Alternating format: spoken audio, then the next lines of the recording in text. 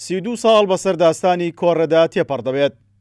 ئەو داستانەی کە بە خوێنی 11 شەهید تۆمارکرا کە لەو ژمارەیە 9 شەهیدیان پێشمەرگە و فەرماندەی یەکێتی بوو.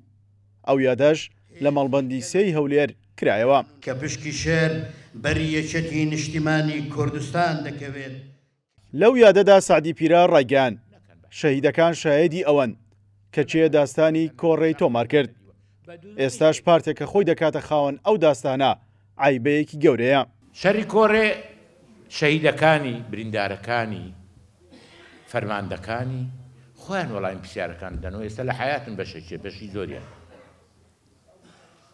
ئەگە باسی شەهیدانی شەڕی کۆڕێ بکەین ئەو نۆ شەهیدێ ئەوە هەدیەکانە لێوە ڕاو. نوێیانی هی یەکێتی نیشتیمانی، دوانیشی بزوتنەوەی ئیسلامی.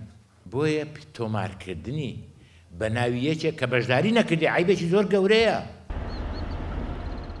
پێشمەرگە و فەرماندەکانی ئەو کاتە کە ئەو داستانەیان تۆمار کرد لە ئێستا دەباز لە ڕۆڵی سەرکردایەتی و پێشمەرگەکانی یەکێتی دەکەن کە چۆن چۆکیان بە دوژمن دادا و توانیان سەرکەوتنێکی گەورە تۆمار بکەن.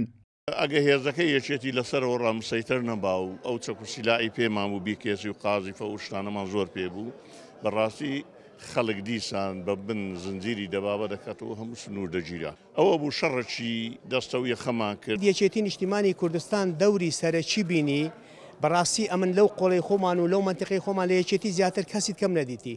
یعنی ئەوانەی ئێستا کە چاواشەکاری دەکەن و باسی ئەوەی دەکەن کە ئەو شەڕیان کردیە بەڕاستی ئەوە زۆر چاواشەکاریە. ئێمە بەڕاستی ئەو شەیدانی ئێستا ئەو نۆشەیدا ئەوە گەورەترین بەڵگەیە گەورەترین شایدیە کە یەکێتی نیشتیمانی کوردستان دەوری سەرەکی بینی لەو شەڕا. کە سوکاری شەهیدانی ئەو داستانش دەڵێن بە خوێنی شەهیدەکانی یەکێتی ئەو داستانە تۆمارکرا. 11 قبرم بە خۆم ژمارد. 11 قبر لە شەقراوە هەمووی پەڕۆکە چیسپی هەر کەس نای خۆی لەسەر نووسرا بوو لە بەردە لە چێلەکەیان گرێدرا بوو. یعنی ئەو برای من هەتا برێ ئازا بوو هەتا برێک عەزیە بەخۆی حەزی لێ بوو شەهید بی لە پێناوی ڕۆژێکی وەکو ئەو ئازادی ئەو ڕۆ هەمانە لە سای ئەوانەیە.